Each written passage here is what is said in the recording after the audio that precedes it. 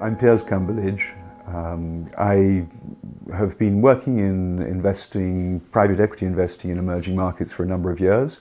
At the moment, I and some partners are working together to build an investment manager investing in sustainable agriculture, primarily in Africa and Latin America.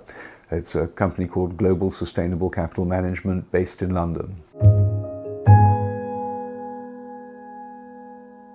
We've all been there. There's nothing quite as dispiriting as going in to see an investor and hearing them say those fatal words of, "We really like your project, it's a fantastic project and we think you're a great person to do it.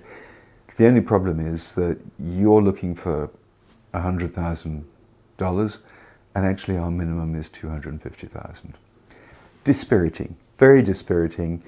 And I'm afraid that it happens. One of the things you've got to do is really research your investors up front to make sure you know that you're going to be in their sweet spot.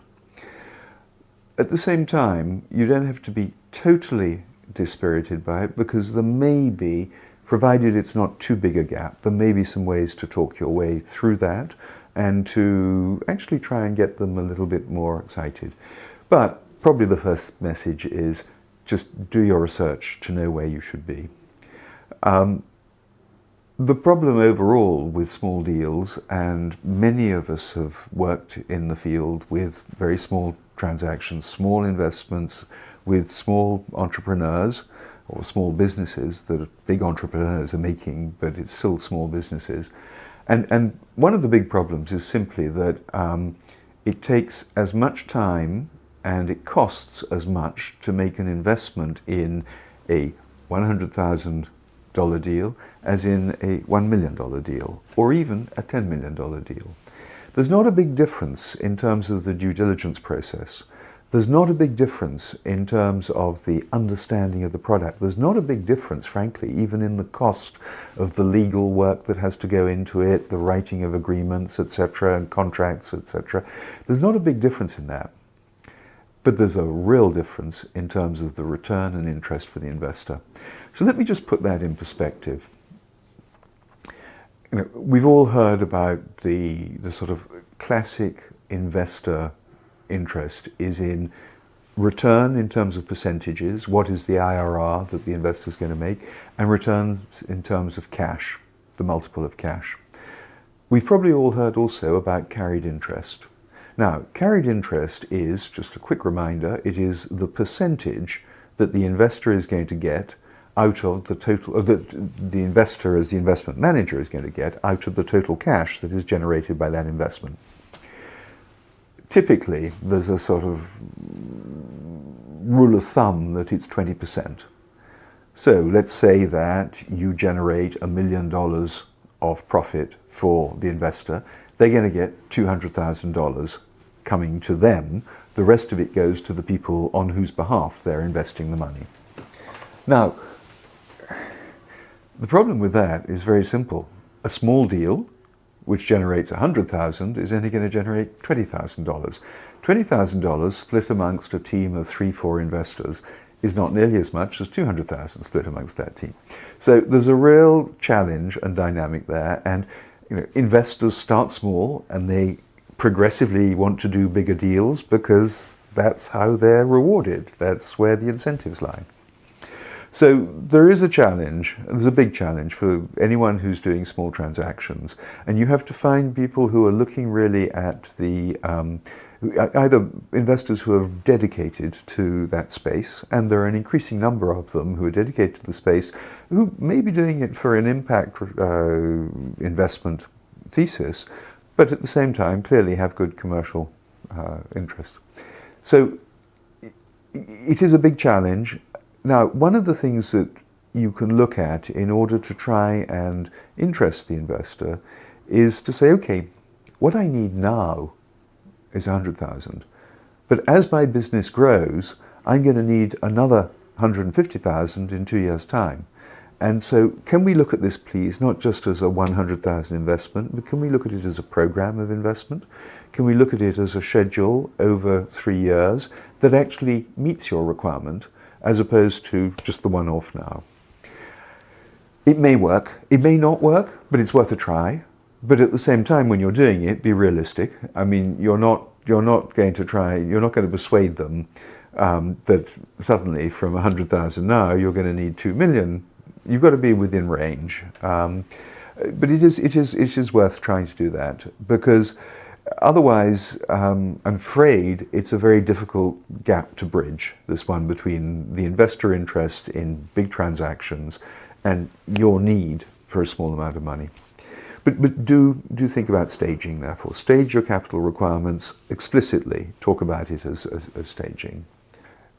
Let me say, though, also, as part of the context on this, that don't be in too much of a hurry to say, oh, I can change for you, because you lose credibility. You know what you need, you know you've worked out the cash, you know why you need it. You don't want them to put too much in, because otherwise you lose a part of your equity as well. So don't be in too much of a hurry to suddenly say, oh, I can do this because you want me to. But at the same time, be ready to be flexible. And if the investors are saying, well, okay, now, if we dimensioned this business differently, would you be able to scale it differently? If you think you might be able to, then say, okay, yeah, let's look at it, but I'm not going to give you a firm answer now. I need to go and think about it. I need to go away. I need to really do my numbers and calculate, etc. Because you don't want to suddenly say yes, because you're not ready for it. You won't have a coherent answer. Coming back to the subject of impact investing, I mean, it's become increasingly clear that there is a major need for capital to support small businesses. It's very easy to find capital for big buyouts, etc. But growth capital for small businesses is rare. And there's been, perhaps over the last 10 years, an increasing number, 10, maybe even 15, number of opportunities for accessing that capital. There are more and more either funds or investors, some of them philanthropic, some of them driven microfinance, which is not philanthropic. It makes a great deal of return, but at the same time it provides accessible capital. An increasing number of investors around who are prepared to be catalytic and who will calculate their returns not only in terms of cash, but also in terms of the impact that their investment makes. They will expect, as investors, to apply the disciplines of commercial investing. They may be prepared to say, but instead of a 20% return, I'm comfortable with a 12% return, because at the same time I know I'm making a significant impact in a society or in a particular geography or economy, etc. Do look for them. Do search them out, but at the same time, do expect when you're talking to them that they will be disciplined and that they will expect you to be, and they will want to behave like a Silicon Valley venture capitalist applying all of that discipline. They may, at the last minute, though, be prepared to consider a different return interest. And you need to understand that. Or they may, if you're, for example, in Africa, they may say, well, we are African investors. We therefore don't apply a risk premium for Africa to our return. So we're not going to say it's got to be 7% higher than the return we get out of the US because it's Africa. Because they'll say we're actually inside the African tent. We understand African risk and we can manage without having to go to that extreme. So look for people like that. Look for the savvy investors, the locally savvy investors. Don't try and persuade someone who's going to look at you and say, sorry, but that's just way out for us, because then you'll have a problem. Just really to summarize on this issue of big investments versus big deals versus small deals, it's a very difficult gap to bridge.